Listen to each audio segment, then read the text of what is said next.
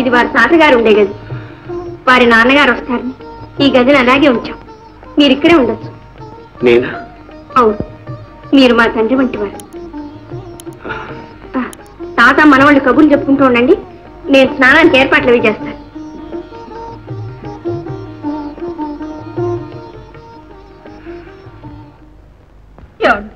చూశారు, మీరు వెళ్ళిపోయాక వీడు మరీ మితిమీరిపోయాడు.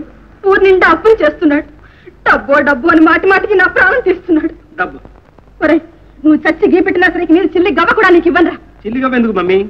అసలు డబ్బు మనుషులను పాడు చేస్తుంది. ఆ డబ్బేగా మీ నాన్న పరలోకం పట్టుకుపోయింది. వేదవతి, డబ్బు ఎందుకు మమ్మీ అసలు? నా బాబే, నా నాయనే. డబ్బు ఎవరు కావాలి మమ్మీ? వేదవ డబ్బు. ఆ తాళం చేతులు ఎలా పడే? తాళం చేతులే? ఒరే మనోహరం, నా ప్రాణ హరిమన్నా సరే తాళం చేతులు మాత్రం ఇవ్వనరా. మమ్మీ ఇవ్వవా? ఇవ్వను. ఏం చేస్తావురా? ఏం చేస్తాను? ఏం చేస్తావు? కష్టపడి సంపాదించుకుంటాను. పోయి సంపాదించుకో. సంపాదించుకోను? సంపాదించుకో. మనోహరం, మనోహరం, నాయన మనోహరం,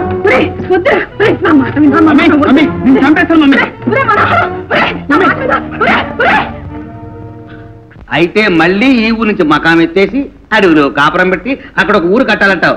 రే, నన్ను ముప్పు తిప్పలో పెట్టి 3 చెరువులు నీళ్లు తగ్గించేస్తున్నావు. అదే రా, మనిషి తగినంత శ్రమ చేయాలి. ఆ శ్రమ 10 ఫలించాలి. అయితే నువ్వు ఎక్కిన ఊరు దిగనంటావు. ఇప్పుడు ఎలా దిగేది? ప్రభుత్వం వారి దగ్గర నుంచి బంజర్లు కబురుకు తీసుకున్నాం. అప్పు కూడా పుచ్చుకున్నాం.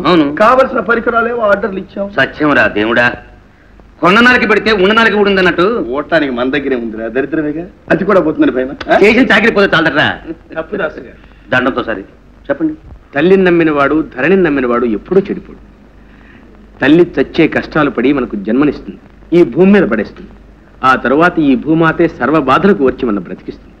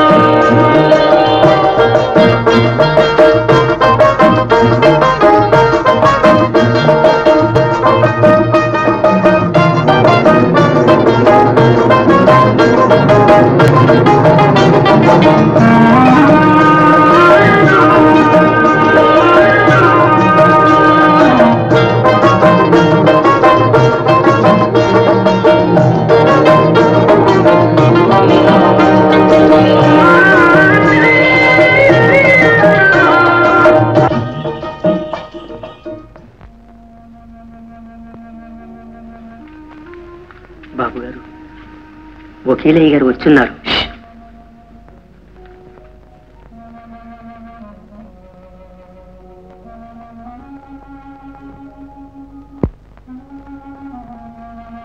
ఈ మధ్య మన కాంట్రాక్ట్ లో కట్టించిన ఆ ఇళ్లన్నీ ఆ కాస్త వర్షానికి కూలిపోయాయండి.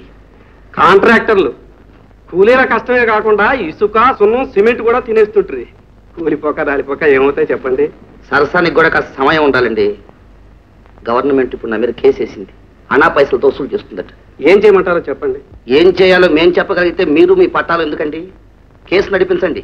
ఆ ఇల్లు పడిపోవటానికి వాటి కర్మ కానీ మన తప్పేం లేదని చెప్పి వాదించండి. ప్రయత్నం చేసి చూస్తాను. చేద్దామంటే కాదండి, ఎంత డబ్బైనా ఖర్చు పెడతాను. కేసు గెలిపించాలి. నిజంగా డబ్బే కట్టడం అంటూ వస్తే మన ఇల్లు ఒళ్ళు అంతా గుల్ల అయిపోతుందండి. సరే, ఫీజేనా? చెక్కు పంపిస్తాను, వెళ్ళండి. డాక్టర్ గారు, మా జానకి ఎలా ఉందండి? మరేం పర్వాలేదు, కాస్త జాగ్రత్త అవసరం. ఎంత డబ్బైనా ఖర్చు పెడతాను, అది కోలుకునేలాగా చూడండి. డాక్టర్లు మందులు ఇచ్చేవాళ్ళమే కానీ ప్రాణాలను ఇచ్చేవాళ్ళం కావు కదండి. మానవ ప్రయత్నం అంతా చేస్తాం. వస్తాను.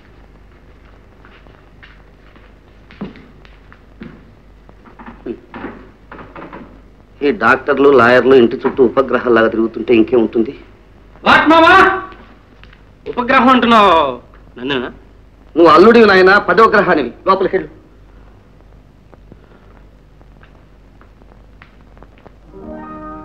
పార్వతి, పార్వతి, ఏమండి? కూర్చో.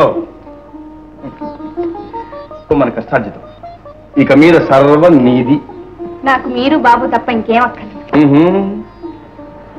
నాకు నువ్వు తప్ప ఇంకేం అక్కర్లేదు. బాబా ఏళ్ళు వచ్చిన కొద్ది ఇంకా కురవాడు అవుతున్నారు. ఏం కాకూడదు ఏమిటి? అలాగా బాబా. ఏమిటి బాబు? ఇదిగోనండి మన తొలి పంట డబ్బు. ప్రభు నాకెందుకు ఆయన తండ్రి అంతటి వారు, అంతా మీ ఆశీర్వాదం. అన్నిటికీ ఆ భగవంతుడు ఉన్నాడు నాయన. ఆయన మంచి వాళ్ళని ఎప్పుడూ మర్చిపోడు. అమ్మా ఇదిగో నీ దగ్గర తెలిసి తండ్రిగా నేనేమీ చేయలేకపోయినా తెలియకుండా బిడ్డగా నువ్వన్నీ చేస్తున్నావు బాబు. అమ్మా మందు కూడా తాగపోతే ఎలాగమ్మా? ఎందుకమ్మా మందు మాకు ఇచ్చి ఇంకా నన్ను బ్రతికించాలనా? బ్రతికి పడే బాధలు చాలు, ఇంకా నన్ను చావనివ్వండి. అలాగనకమ్మా, నువ్వు లేకపోతే మేమేమైపోతామో చెప్పు. నీకేమే తల్లి, ఇటు అయ్య గారాస్తి అటు ఆయన గారాస్తి కావలసినంత ఉంది. ఇటు వచ్చి నా పార్వతి ఏమీ లేదయ్యి.